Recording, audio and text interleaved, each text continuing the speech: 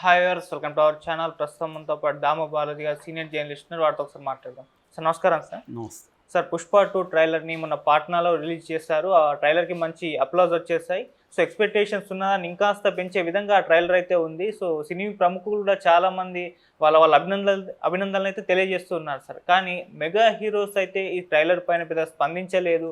వాళ్ళకి ట్రైలర్ కాస్త ఇబ్బందిగా ఉంది, అంటే ఈ ట్రైలర్కి వచ్చిన రెస్పాన్స్ ఇబ్బందిగా ఉంది, వాళ్ళ ఫ్యామిలీలో చిచ్చు పెట్టింది అని కొంతమంది మాట్లాడడం మనం చూస్తున్నాం సార్. ఎందుకు మెగా హీరోస్ ఈ ట్రైలర్ గురించి ఏం మాట్లాడలేదు? మీరేం చెప్తారు సార్ దీనిపైన? 'పుష్ప 2' ట్రైలర్ నిన్న దాన్ని అనలైజ్ చేశాను కూడా నేను.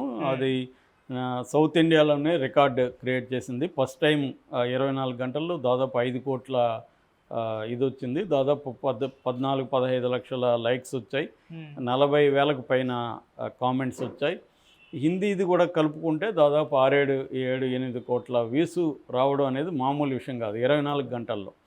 సో ముఖ్యంగా హిందీలో ఈ మధ్యకాలంలో ఇంత బజ్ క్రియేట్ చేసింది ఏదీ లేదు. ఈ విషయంలో ప్రభాస్ని అందరినీ కూడా దాటేశాడు ట్రైలర్ విషయంలో. అయితే సినిమా కలెక్షన్ విషయంలో ఇప్పటికీ ప్రభాస్ ముందున్నాడు, అది వేరే విషయం. అయితే ఇప్పటి వరకు ఏంటంటే వేరే అంటే నార్త్లో వెళ్ళి ట్రైలర్ రిలీజ్ చేయడం అనేది ఎవరు చేయలేదు. అందులో బీహార్, పాట్నా, మామూలుగానే బీహార్ అంటేనే ఎక్కువ మాస్ పాపులేషన్ ఎక్కువ ఉంటుంది. అక్కడ కరెక్ట్గా గురి చూసి కొట్టినట్టుగా అల్లు అర్జున్ అక్కడ పోయి కొట్టాడు. ఎందుకంటే ట్రైలర్లో కూడా ఈ మాస్ వ్యవహారాలు బలంగా కనిపిస్తాయి మనకి. అల్లు అర్జున్ గెటప్ కానీ మొత్తం వ్యవహారం అంతా కూడా మాస్ ఇది కనిపిస్తుంది. సో ఆల్రెడీ బీహార్ వాళ్ళు సౌత్ ఇండియాలో కూడా విపరీతంగా, హైదరాబాద్లో కూడా విపరీతంగా ఉంటారు కాబట్టి వీళ్ళు కూడా మౌత్ టాక్తో వాళ్ళకి చెప్పడం, అక్కడ పెద్ద ఎత్తున పాట్నా సభ ట్రైలర్ సభ అనేది సక్సెస్ అయింది పెద్ద ఎత్తున. సో దాంతో ఇప్పుడు ఇండస్ట్రీ కూడా ఈ ట్రైలర్కి నిజానికి యునానిమస్గా ఎక్కడ పోయినా ట్రైలర్ బాగుంది అనే పేరు వచ్చింది తప్ప మామూలు జనం ఎవరు కూడా నెగిటివ్గా ట్రైలర్ బాగాలేదని ఎవరు అనలేదు.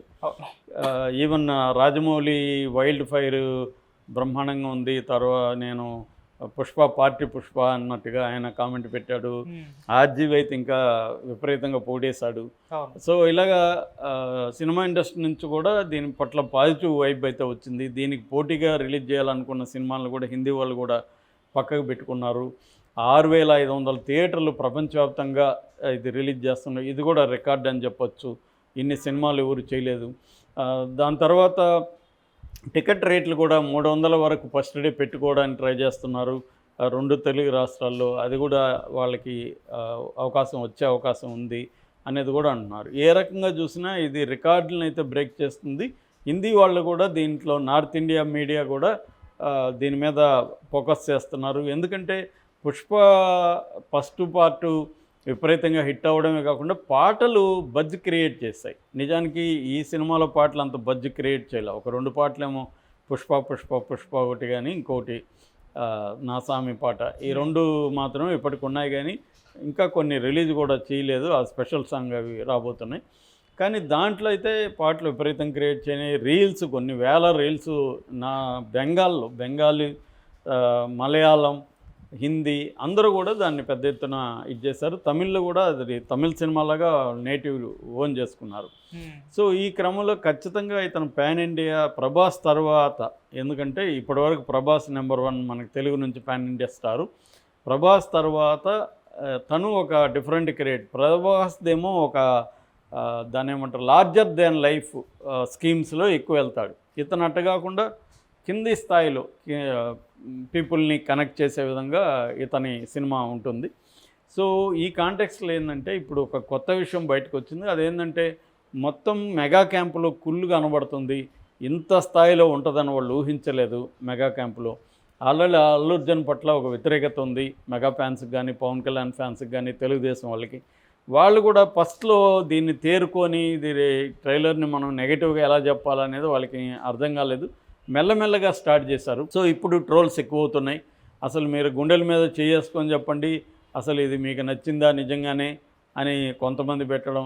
తర్వాత దీంట్లో అల్లు అర్జున్ కొత్తగా ఏమున్నాడు, ఫస్ట్ పార్ట్లో ఎలాగ ఉన్నాడు అలాగే కదా ఉన్నాడు, చేంజ్ ఏమైనా ఉందా, రైజ్కి రూల్కి చేంజ్ కనపడాలి కదా, ఏం చేంజ్ ఉంది, అట్లాగే ఉన్నాడు అనేది కొంతమంది చెప్తున్నారు. తర్వాత ఫస్ట్లో ఏమో కొంత అది పుష్ప అంటే ఫ్లవర్ అనుకుంటేవా ఫైర్ అనేది బాగా పేలింది. ఇప్పుడేమో ఫైర్ అనుకుంటేవా ఫైర్ కాదు వైల్డ్ ఫైర్ అంటున్నారు తప్ప దాంట్లో ఏముందాడా, వైల్డ్ ఫైర్ అయినా ఫైరే కదా, అది ఒక పెద్ద డైలాగ్ అని అది పెట్టారు. ఇలాగా నెగటివ్ పాయింట్స్ని దాని మీద చేస్తున్నారు. అసలు అదేమన్నా క్లియర్గా చూసేట్టుగా ఉన్నాయా, ఫాస్ట్గా వెళ్ళిపోతున్నాయి విజువల్స్, ఈ గందరగోళంగా ఉంది ఆ ట్రైలరు అని ఒక నెగిటివ్ ప్రచారాన్ని ఈ మెగా ఫ్యాన్స్ స్టార్ట్ చేసినట్టుగా కనబడుతుంది. అయితే దానికి అంత విస్తృతమైన ఇది రాలేదు. ఎందుకంటే ఇటు ముందుగానే ఇది నెగిటివ్ వస్తుందని చెప్పి ఇటు బన్నీ ఫ్యాన్స్ కానీ, బన్నీకి సోషల్ మీడియా కూడా చాలా స్ట్రాంగ్గా ఉంటుంది, వీళ్ళు కూడా దాన్ని గట్టిగానే కౌంటర్ చేస్తున్నారు. అందువల్ల పాజిటివ్ వైపే ఓవరాల్గా ఎక్కువగా ఉంది తప్ప నెగిటివ్ వైపు లేదు. అందుకనే అల్లు అర్జున్ కూడా మొన్న అన్స్టాపబుల్ మన బాలకృష్ణతో మాట్లాడినప్పుడు పవన్ కళ్యాణ్లో ధైర్యం నాకు నచ్చుతుంది, అతను పొలిటికల్గా నాకు చాలా ఇష్టం, అటువంటి ధైర్యం ఉండాలని అనుకుంటున్నాను అనేది పాజిటివ్గా చెప్పాడు. అది కొంత వరకు పాసిఫై అయింది. అట్లాగే చిరంజీవి కూడా ఒక ప్రోగ్రాంలో మాట్లాడుతూ మేమందరం ఒకటే అనేది చెప్పాడు. ప్రతి కుటుంబంలో కూడా సమస్యలు ఉంటాయి, ప్రతి కుటుంబంలో విభేదాలు ఉంటాయి, అంత మాత్రాన వాళ్ళు ఏదో శత్రువుల్లాగా చూడడం కరెక్ట్ కాదన్న ఉద్దేశం ఉంది. కానీ మరి అలాంటప్పుడు చిరంజీవి కానీ, తర్వాత రామ్ చరణ్ కానీ, ఎవరు పవన్ కళ్యాణ్ కానీ ఎవరు కూడా దీని పట్ల ఒక పాజిటివ్గా స్పందించడం, పుష్పకి విషెస్ చెప్పడం అనేది చేయలేదు. రాజమౌళి, రామ్ గోపాల్ వర్మ ఇలాంటి వాళ్ళంతా చెప్తున్నారు తప్ప మెగా ఫ్యామిలీ నుంచి ఎవరు కూడా కనీసం ఇతని తోటి హీరోలు కూడా ఎవరు చెప్పట్లేదు. మరి ఈయన చెప్పాడా అనేది వాళ్ళు అడుగుతారు. మొన్న మట్కా జరిగితే మట్కా రిలీజ్కి ఈయన ఏమన్నా చెప్పాడా, అల్లు అర్జున్ చెప్పలేదు కదా అనేది వాళ్ళు అడుగుతున్నారు.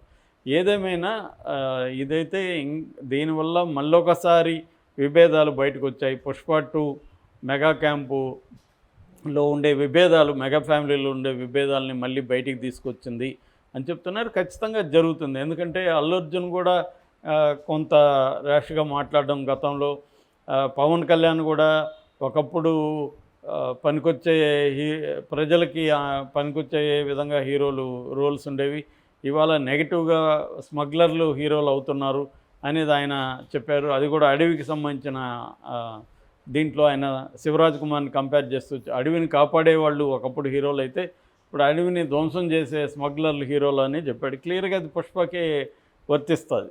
సో ఇలాగా మెగా క్యాంపులో విభేదాలు అనేవి మళ్ళొకసారి పుష్ప 2 సందర్భంగా బయటకు వచ్చాయి. సో దీని నెగటివ్ ఎఫెక్ట్ ఏమైనా పడుతుందా అనేది చూడాలి. పుష్ప 2 అంచనాలను మించి హిట్ అయితే మాత్రం ఏ నెగిటివ్ కూడా పడదు. కానీ ఏమాత్రం తేడా కొట్టినా కూడా నెగిటివ్ క్యాంపెయిన్ హెల్ప్ అవుతుంది. ట్రైలర్ మాత్రం వీళ్ళు ఎంత నెగిటివ్గా చేసినా అది వరల్డ్ వైడ్ హిట్ అయిపోయింది ఆల్రెడీ. 5 కోట్ల మంది 24 గంటల్లో చూస్తారంటేనే దాని మీద ఎంత క్రేజ్ ఉంటేనే చూస్తారు. బాగుందని చెప్పకపోతే వాళ్ళ ఫ్రెండ్స్ ఇంకొకరు చెప్పకపోతే ఇంకొకటి చూడ్డు కదా.